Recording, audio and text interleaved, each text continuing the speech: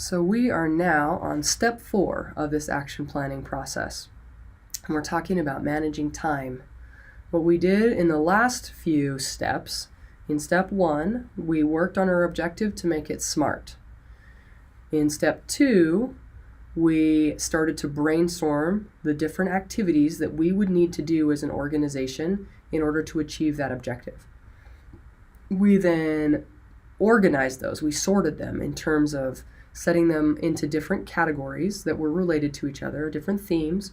And then within each category, we organized them in terms of chronology, time. What starts first, what follows after that, and the next, and the next, and the next, okay? For step 3, after establishing that list of activities, we assigned responsibility to each one of those activities. So we decided who would be responsible.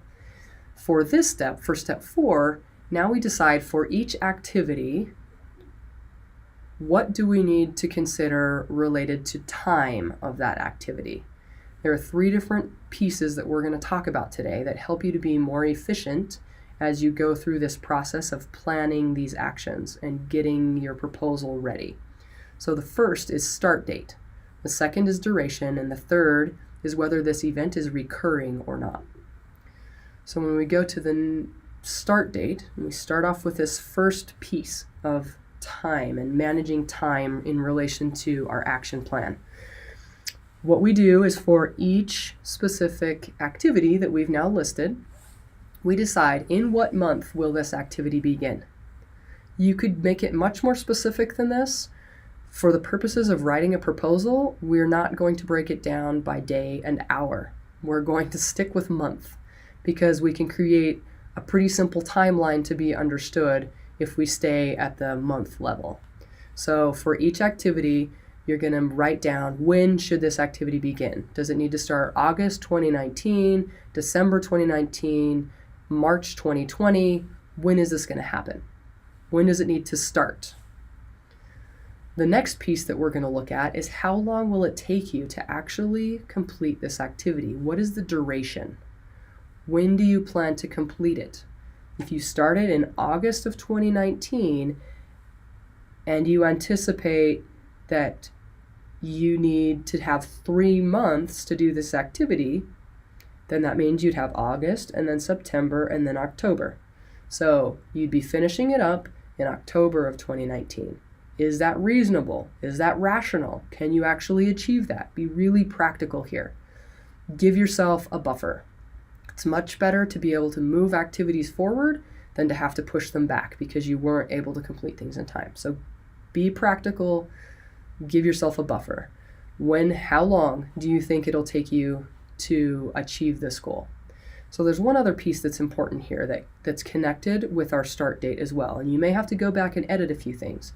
So if we say in our minds, we have to have completed this specific activity before students leave on their holiday break in December of 2019, and we know that it's going to take us 3 months to do this, then we can work backwards. So if we say, okay, we need it to be finished before December, then we go November, October, September. We need to be starting and really kicking in on this specific activity by September of 2019 because it's going to take us 3 months to complete this, and we have to have it done by December.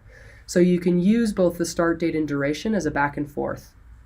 You can figure out when your activity has to be completed if there are specific deadlines that you have to meet, and then work backwards from that.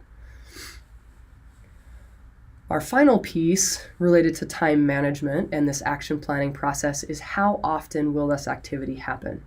In many cases, your activities might be something that you only need to do once.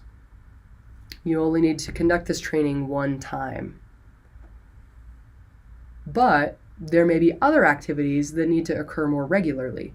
So for all HEAL-funded programs, each organization is required to submit a progress report to the Health Foundation at 6-month intervals. So if you received your funding starting July 1st of 2019, that would mean that in January of 2020, you would need to submit your first progress report, And then 6 months after that, you need to submit your second progress report.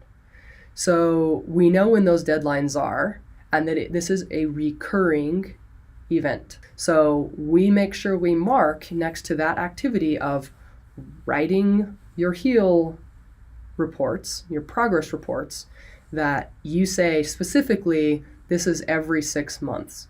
And you will have already said how long you think it'll take you. Maybe it takes you 1 month to put all this together. Maybe it's 2 months. You figure out how long that needs to take, but you make sure that you let yourself clearly know that this has to happen every 6 months. There may be other activities that you need to do every month, once a month, every month, or that it just is continuous throughout the entire program. There may be things that happen every 3 months or every 2 months. You mark it down in this section next to each activity. If you don't have any recurring, if it's not recurring for a specific activity, you can leave it blank or you can put in NA, whatever you want to do. So this brings us to the end of managing time. For each of our different steps, each of our different activities that we have brainstormed in order to achieve this specific objective, we need to define the start date, the duration, and whether this specific activity is recurring or not.